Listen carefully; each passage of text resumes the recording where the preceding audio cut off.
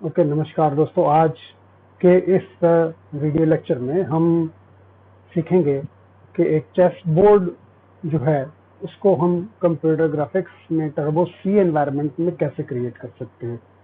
तो देखिए जरा, जब हम चेस बोर्ड की बात करें अगर, तो चेस बोर्ड जो है उसमें 8 रोज और 8 कॉलम्स होते हैं जो कि हमें इस तरह से बनाने हैं कि मान लिया जाए 10 बाय 10 का अगर बॉक्स बनाएं तो 8 हम बॉक्स बनाएंगे और पहला बॉक्स जो होता है वो वाइट कलर का होना चाहिए।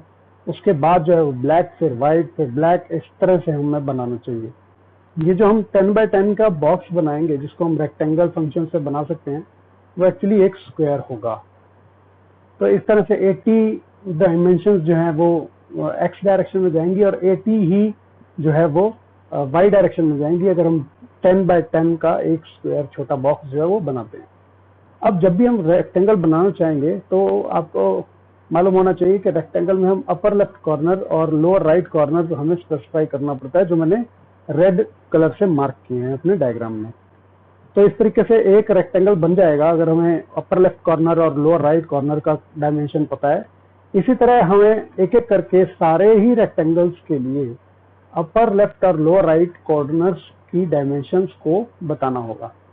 तो सपोज कीजिए कि अपर लेफ्ट कॉर्नर जो पहले वाले स्क्वायर का है वो मान लिया जाए मैं 0 0 ले लेता हूं अगर, और 10 बाय 10 का अगर हमारा स्क्वायर है तो उस केस में लोअर राइट कॉर्नर जो है उसके कोऑर्डिनेट्स 10 10 हो जाएंगे। इसी तरह दूसरे स्क्वायर का जो अपर लेफ्ट कॉर्नर है उसके कोऑर्डिनेट्स 10 0 और लोअर राइट के 20 10 हो जाएंगे।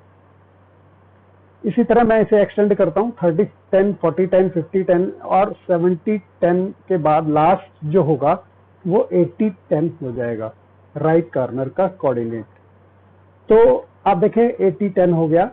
तो इस तरीके से इसका मतलब हुआ कि अगर हम एक फॉर लूप चलाएं तो रो नंबर 1 के कॉरस्पॉन्डिंग हम ये जो है सारी की सारी कैलकुलेशंस जो है वो कर सकते होने चाहिए। ठीक है, तो हम 10 बाय 10 के हिसाब से सारा लूप चलाएंगे। इसका मतलब हुआ x की वैल्यू जो है, जो अपर लेफ्ट कॉर्नर की अगर हम बात करें तो वो 0 से लेके 70 तक जानी है, और जो आपका जो लोअर राइट कॉर्नर है उसकी वैल्यू 10 20 30 करते करते 80 तक जानी है। हाँ, y वैल्यूज जो हैं वो अपर लेफ्ट कॉर्नर के कॉरस्पॉन्डिंग हमेशा 0 रहेंगी और लोअर राइट कॉर्नर में हमेशा 10 रहेगी।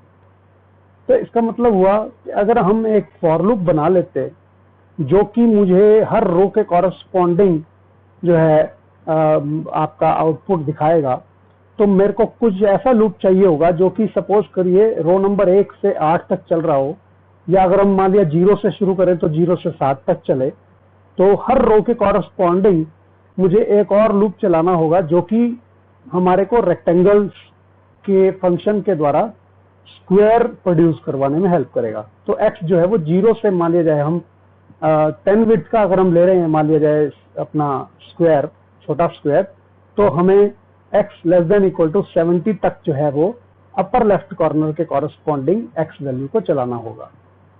और रेक्टेंगल फंक्शन का अगर मैं इस्तेमाल करूं तो हम उसमें वैल्यूज लिख पाएंगे x जो कि फॉर लूप वाले x वैल्यू से मिल जाएगी, y वैल्यू अभी हम देखेंगे बाद में। अगली जो लोअर राइट कॉर्नर है उसका जो x होगा वो हमेशा x प्लस द विड्थ होगा।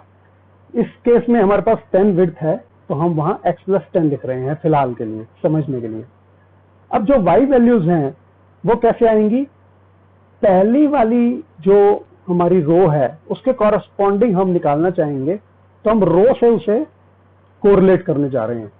तो रो से अगर मैं रिलेट करना चाहूं तो इसको मैं बजाय के 1 से 8 चलाने के, इस बार हम कह रहे हैं कि 0 to 7 चला ले, क्योंकि अगर हम 0 to 7 चलाते हैं तो पहला पॉइंट अपने आप आ जाएगा जब x बराबर 0 था और रो बराबर भी 0 था, तो 0 0 वाला अपर लेफ्ट कॉर्नर खुद ही निकल जाएगा यदि मैं x कॉमा रो ले लेता हूं।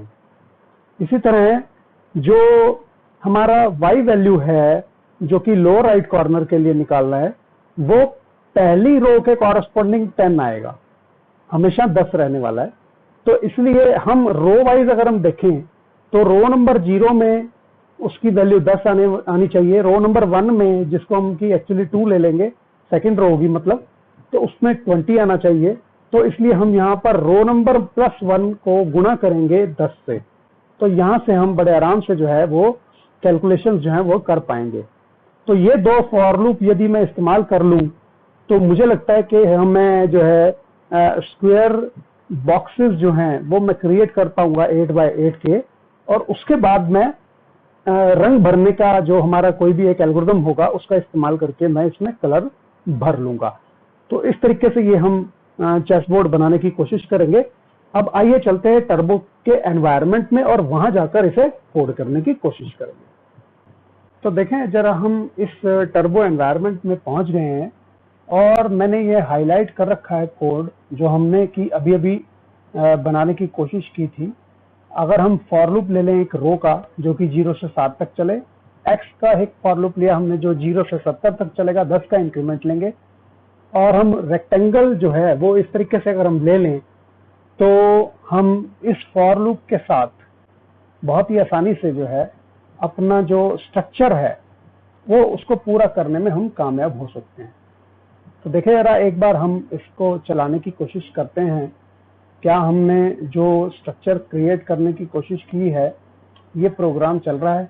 हाँ, बिल्कुल ठीक चल रहा है। देखिए हमने 10 लेंथ के हिसाब से ये बना लिया था। पर अब जब हम प्रोग्रामिंग में आते हैं तो हमें ये समझना चाहिए कि हम 10 लेंथ का यदि बनाएंगे, स्क्वायर बाय जो है 10 बाय 10 का बनाते हैं, अगर एक खाना जो 10 बाय 10 का बनाएंगे तो एक बहुत छोटा सा जो है बोर्ड तैयार हो जाने वाला है। तो इसीलिए मैंने इस कोडिंग को रिप्लेस करा है, ये जो हाईलाइट कर रहा हूँ इस हाईलाइटेड कोड के साथ मैं रिप्लेस कर रहा हूँ इसको। देखिए क्या कर रहा हूँ मैंने, यहाँ पर मैंने जो विड्थ, ये जो लाल पॉइंटर आपको दिख रहा होगा स्क्रीन पर, ये लाल रंग का जो है हमने जहां जहां 10 ये विड्थ लिया था, देखें जरा 10 विड्थ लिया था, सभी जगह पे 10 ना लेकर के हम एक वेरिएबल ले लेंगे जिसका नाम होगा विड्थ। तो अब मैं अपने कोड में ये जो वेरिएबल है हर ऊपर वाले फॉर लूप के कॉरेस्पॉन्डिंग जहां जहां पर वो 10 आ रहा था, मैं हर जगह पर अभी विड्थ वेरिएबल लिखने जा रहा हूं। ये मैंने देखिए सारा विड्थ के साथ रिप्लेस कर दिया है। यदि हम विड्थ के साथ रिप्लेस कर लेंगे तो ऑब्वियस सी बात है, जो ये हमारी कैलकुलेशंस हैं जो कि हमने x + 10 करके करी थी, अब हमें उनको x और विड्थ के साथ रिलेट करना होगा। x के साथ गुणा होने के बाद विड्थ जो है वो 10 निकल जाएगा हमारा। शुरुआत में जब x 0 है तो वो 0 आंसर आएगा यहाँ से, और जब आपका x 0 है तो 0 + 1 करने पर 1 आया और 1 गुणा विड्थ करा तो 10 आ गया, तो ऑटोमेटिकली आप 10 पे पहुंच गए। तो इसी तरह से सारी की सारी कैलकुलेशंस हैं जो वो विड्थ के साथ रिलेट कर दी बजाय के 10 के साथ। और इस विड्थ वाले वेरिएबल को मैंने ऊपर जो है ये यहाँ हैश डिफाइन का इस्तेमाल करके, मैक्रो का इस्तेमाल करके विड्थ को मैंने कोई एक नंबर दे दिया है। फिलहाल के लिए मान लिया जाए 40 रखा हुआ है। अब देखें जरा, इसके अलावा हमें और क्या चीजें चाहिए होंगी। जब हम इतना काम कर चुके होंगे तो आपके पास जो स्क्वायर अवेलेबल होंगे अभी उनमें कलर्स नहीं भरे हुए होने चाहिए। तो अब कलर भरने के लिए हमारे पास जो फंक्शन है उसका नाम है ये सेट फिल स्टाइल। तो सेट फिल स्टाइल का इस्तेमाल करके हम इसे बताएंगे कि कलर कैसे भरना है। इसमें पहला आर्गुमेंट जो है वो बता रहा है कि सॉलिड फिलिंग करनी है, इसका मतलब पूरा रंग भरना है। और कौन सा कलर फिल करना है हमें, जो हमें बॉक्स के अंदर भरना है वो हमने कहा व्हाइट कलर भर दें।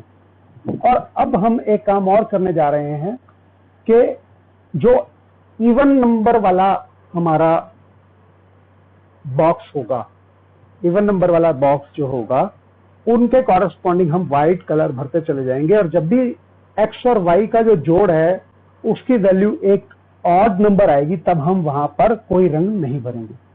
तो ये छोटा सा लॉजिक जो है मैंने लगाया है। और फ्लड फिल फंक्शन जो है वो 3 इनपुट चाहता है। एक्स वाई वैल्यू जो है वो एक सीड की है, मतलब कि कहां से शुरुआत करनी है रंग भरने की, और बाउंड्री कौन से रंग की होगी जहां पर तक रंग जो है वो उसको फिल करना है।